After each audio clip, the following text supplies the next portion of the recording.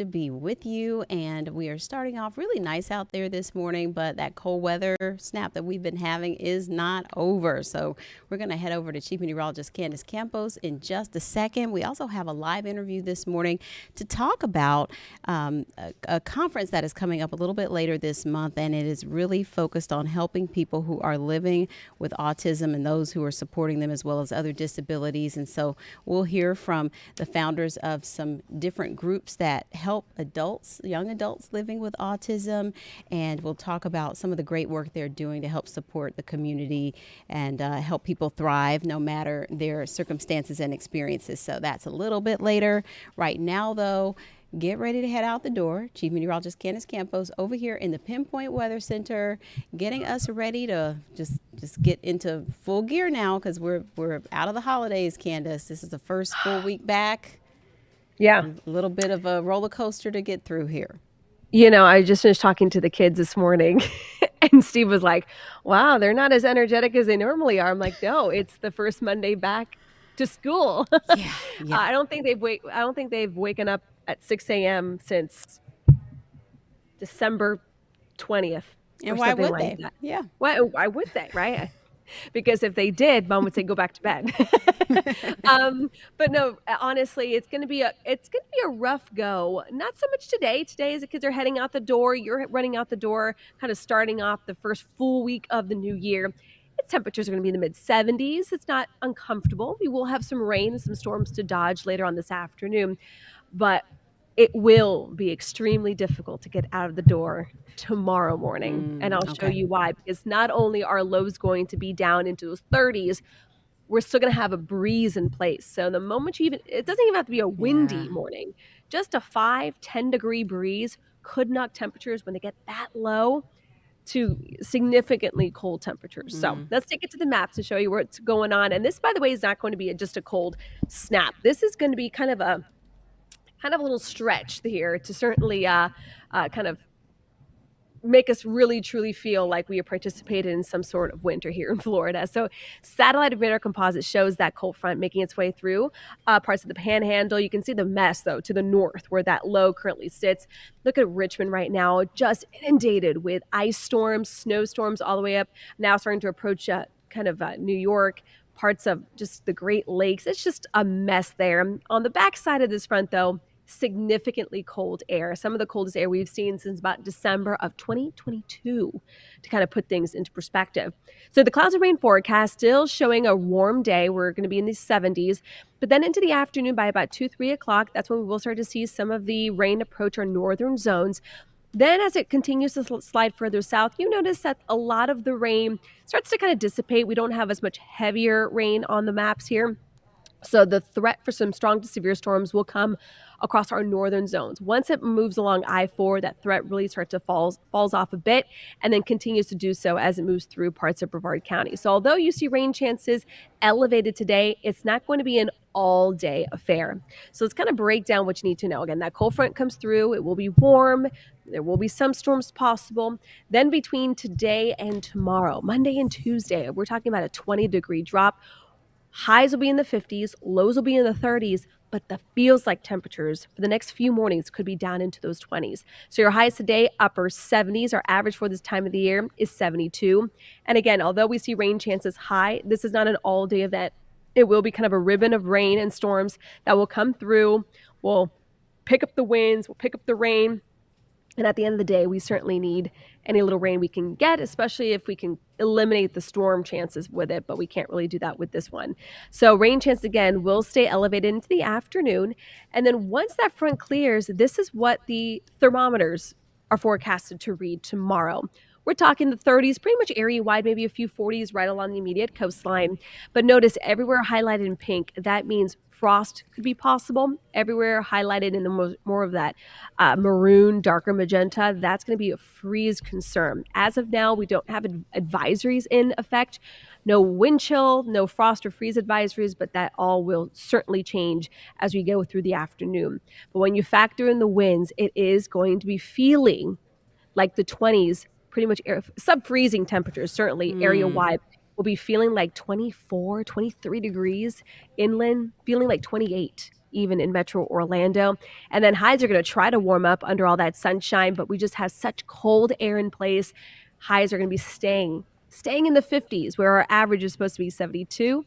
And a lot more of the same for Tuesday, for Wednesday, for Thursday as well. Look at the lows staying in the 30s. Highs will be staying in the 50s again. This will be the coldest stretch we've seen since about December of 2022. So we are going to designate tomorrow at least an inconvenient weather day. Now, the moment, Bridgett, we start getting more advisories in place, we will upgrade that to a weather alert day. Normally, I don't like to trigger off an inconvenient weather day for cold because here in Florida, I know everyone really likes to embrace it. But when we talk about feels like temperatures in the 20s as the kids are heading to the bus stop, Yeah. highs staying in the 50s, it is more of an inconvenient and more of a dangerous cold here in Florida, especially for Florida standards. So that's why we are calling it a weather, kind of either an inconvenient weather day or a weather alert day. We, of course, will continue to iron out those details, especially as we start getting a lot more of those advisories issued. I'm imagining the cold weather shelters will probably get triggered Oh, as for well. sure. hmm Yikes. Brace Feels like yourselves, everybody. We are going into winter. all right. We're gonna get the heavy layers out Yeah, tonight. Okay. do it. Thank you, Candace. You're welcome.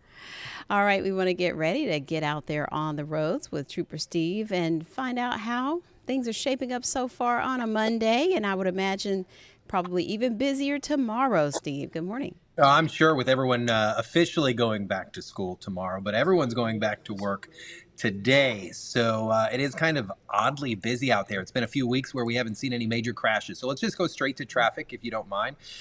We do have a crash southbound 436 in Seminole County, just north of Aloma. Center lane open here. Just be cautious as you're cruising through, as first responders are on both sides of the road. I have another one at Rouse and University as well. And it's not labeled here on the map, but I need you to be very cautious along State Road 50 this morning in Alafaya. Some report of some police activity taking place there around a Lynx bus. So please be very cautious. I have another crash eastbound I-4 at 535. Left lane was blocked. Let's see if it's still blocked here. In 3, 2, 1, yes, it is. So left lane still blocked out here. You have the Florida Highway Patrol with the road rangers out there getting you to scoot on over. Listen, Bridgett, this is messing things up this morning. We are now delayed pretty heavy eastbound from 27 all the way through the attractions, meaning we're getting a pretty big drive time this morning. 52 minutes from Champions Gate to downtown Orlando, and that is pretty accurate. We haven't seen this drive time in probably 30 days, so that just lets us know crashes are back, people are back on the road, and the holidays are over. And we're starting to see that delay also in Seminole County, and this is basically that routine stuff westbound there at Lake Mary Boulevard. So outside of that, we're pretty back into the routine, Bridgett. People need to make sure that they're checking those holidays back behind them and they're focused on the safety out on the roadways, because what's the next big thing that we get several days off? Spring break would probably be the biggest one that the parents and stuff get. We'll get MLK and President's Day and stuff like that, but nothing as big as we just seen. So people need to be prepared. Right, right. And then, you have those influx of folks on their holidays, a little bit different timing from overseas to come in. Right. Certain areas too. So anything going on today at 10? 10 today, we'll have a pretty basic one, a rumor about can you make a left on red? And I have always preached you cannot, but there is one exception out there where it's allowed. And I'm going to attempt to find it in the downtown area. So you want to join me today. And real quick, I know you have interviews to go. Please head over to clickorlando.com and check out Friday's stream where I hung out with the Florida Highway Patrol Auxiliary. We have a huge 5K, family-friendly 5K coming up at Icon Park on February 2nd. And all proceeds benefit local first responders. And the trail and the track goes through all of Icon Park. We're encouraging everyone to come out. I'll be emceeing it that day. Definitely not running, but it'll be a good time. Definitely not. Aw, come on. I got Angie and I are going to train and get up to our 5K. Teresa status. will run with you. That's not a bad idea. That's really not. All right. Yeah. I'll check you out later. All right. Thanks, Trooper Steve. We have a few news stories to tell you about this morning. President Biden is set to go to New Orleans today for a vigil for the victims in last week's terror attack on Bourbon Street on New Year's Day. 14 people died when a truck rammed into the crowd celebrating. And for the first time, the FBI is now releasing videos showing that suspect placing explosives in the French Quarter before the rampage with the truck. News 6's Angie Casada has more on why investigators say the attack could have been worse. Newly released videos show suspect Shamsuddin Jabbar placing explosive devices in New Orleans' French Quarter before ramming a rented pickup truck into pedestrians. The FBI confirms the devices failed to detonate due to a mistake in their construction. He didn't use the correct device to set it off. While the explosives didn't go off, the truck attack left 14 dead and 35 injured. Authorities call this an act of terrorism, citing Jabbar's proclaimed support for ISIS. Investigators say Jabbar visited New Orleans twice in the months leading up to the attack, using Meta Smart glasses to scout his route on Bourbon Street. He was in town at least 2 days. During that time, Jabbar, using Meta glasses, recorded a video as he rode through the French Quarter on a bicycle. This video shows Jabbar during that trip in October with his Meta glasses. As we continue to learn more about that trip, we ask anyone who may have seen or interacted with him to contact us. President Biden and First Lady Jill Biden will attend an interfaith prayer service tonight and plan to meet with families of the victims and city leaders. Also this morning, Congress set to convene for a joint session certifying the results of the 2024 presidential election. Crews spent the last several days beefing up security around the Capitol building. Officials say they are not expecting to see what happened 4 years ago during the certification process of 2020, but they are preparing just in case. The Constitution requires today's session to count the Electoral College votes, which President-elect Trump won 312 to 226 over Vice President Kamala Harris. Also this morning, leaders in Edgewater, just hours away now from taking a final vote on whether or not to pause plans for new construction there. Is to prevent flooding in neighborhoods after strong storms and hurricanes. News 6's Mark Lehman has more on why leaders are hoping that the moratorium will give them time to figure out the correct next steps. Speaking to News 6's Jarrell Baker, Mike Wellendorf says his garage flooded during Hurricane Milton and his home is still recovering from Hurricane Ian in 2022. Because I'm afraid to fix my house, because with all the stuff that's going on back here, we're just going to get flooded again. He says things have only gotten worse with new neighborhoods built nearby, and that's why he supports a pause on construction in Edgewater. In 2004, we didn't have these developments. There are two ordinances up for a final vote tonight. One would be on things like annexations and rezonings with a few commercial and industrial exclusions. The other would prohibit issuing building permits that would increase surfaces that water can't absorb into, especially in the Florida Shores neighborhood. Right now is when we need to make a difference for future generations. Mayor Diesel DePue says during a pause, the city will conduct a survey to find the root of their flooding problems and develop a stormwater master plan. We need to pump the brakes and see and analyze what we have to do in the city of Edgewater and see if any kind of development is adding to our watershed. So we'll keep you updated on what happens in Edgewater today. We're going to take a quick break. We'll be right back with a live interview.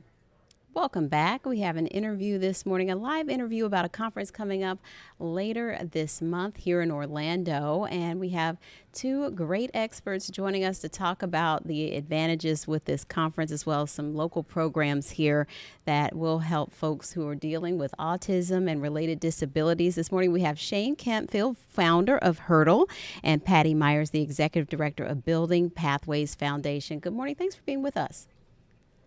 Good morning. Thank you. Good morning.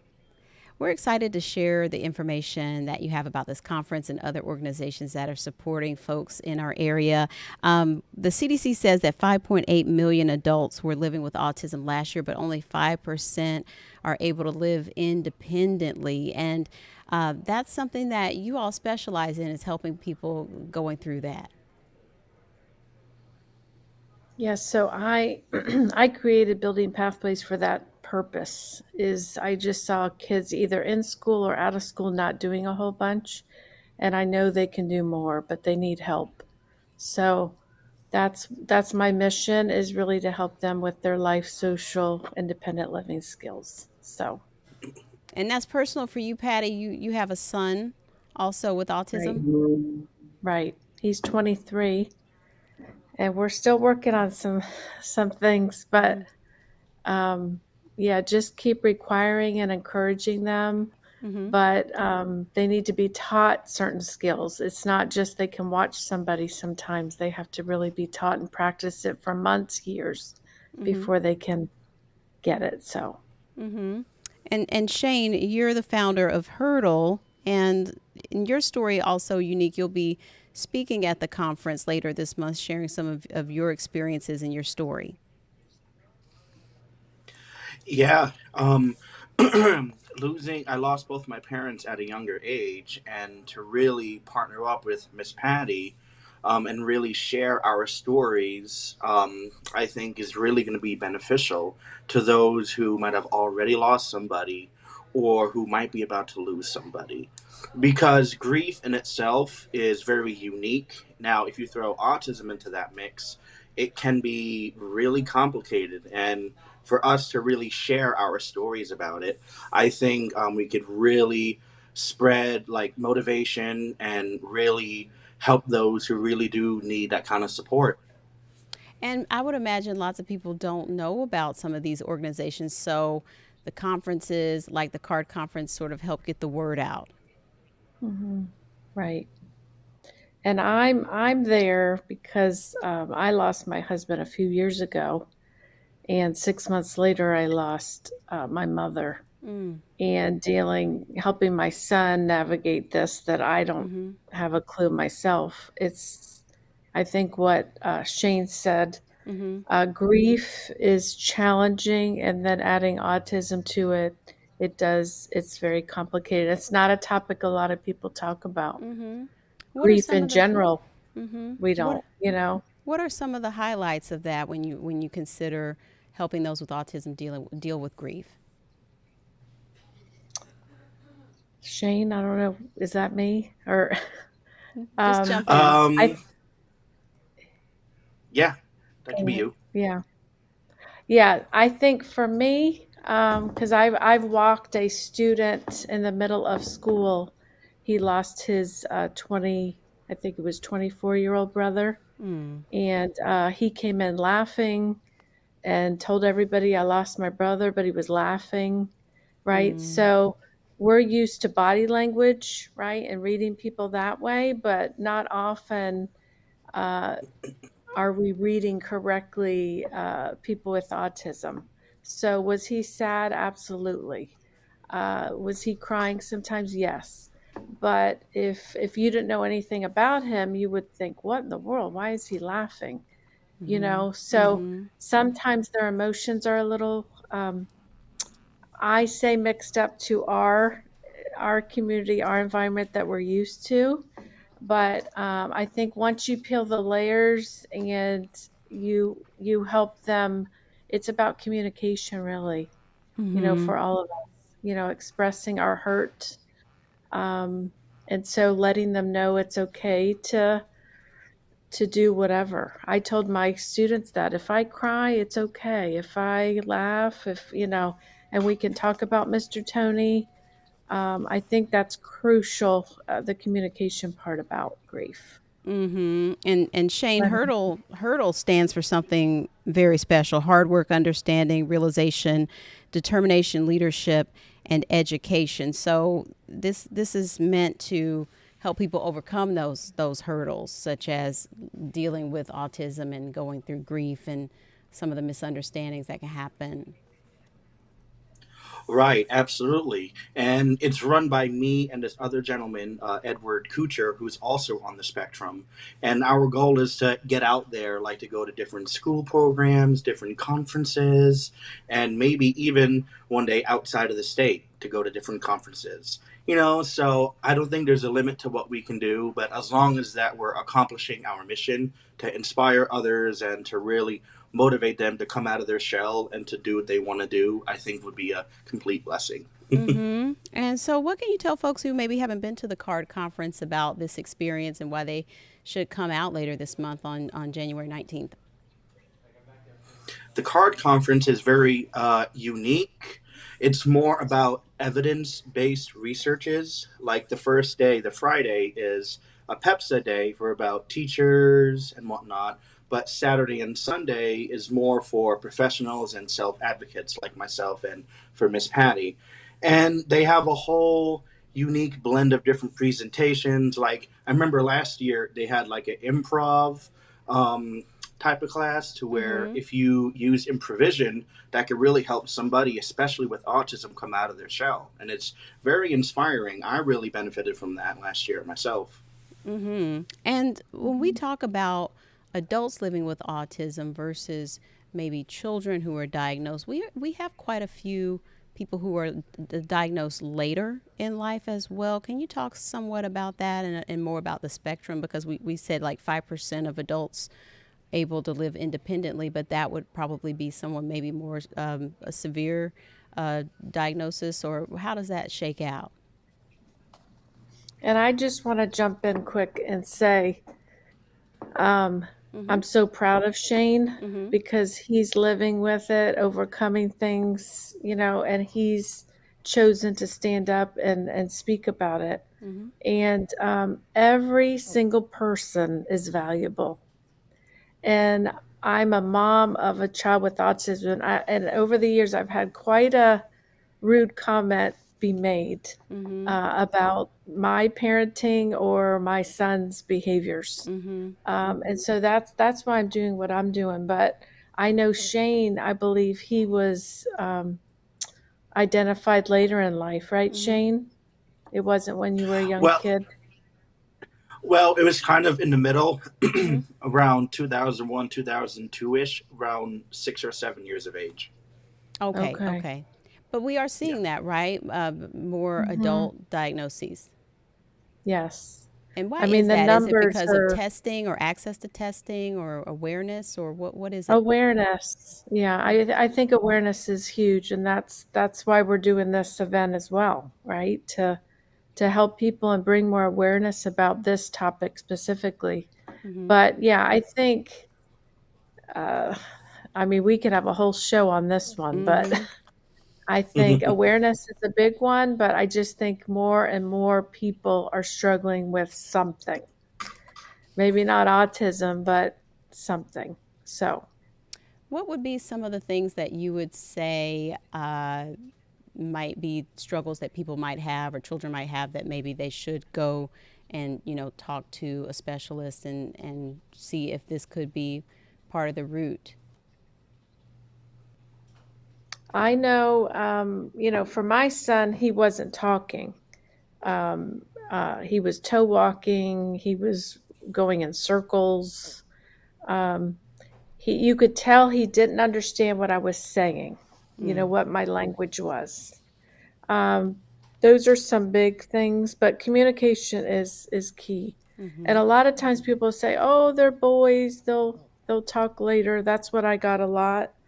But my gut was telling me something. I mean, I didn't think autism, but my gut was telling me something is not right. I thought it was more he couldn't hear, but we did like silly tests and we could tell he could hear. So, but yeah, I think rigidness, my son, all my younger pictures of Charlie are with his hands over his ears. So a lot of sensitivities, those are some things you could look at. And just because you get the label doesn't mean, a lot of people think it's like a big stigma, but honestly, it helps get resources. So, but that's a challenge for parents sometimes to actually get the word, the diagnosis. They're afraid of that. But All right. And the good thing is that there are resources out there from wonderful folks like you and Shane to help people get the help they need and get the resources and the ideas of different ways to learn and work through those challenges. So we appreciate your time. And so where can we go for more information on how to link up with your organizations and the CARD conference?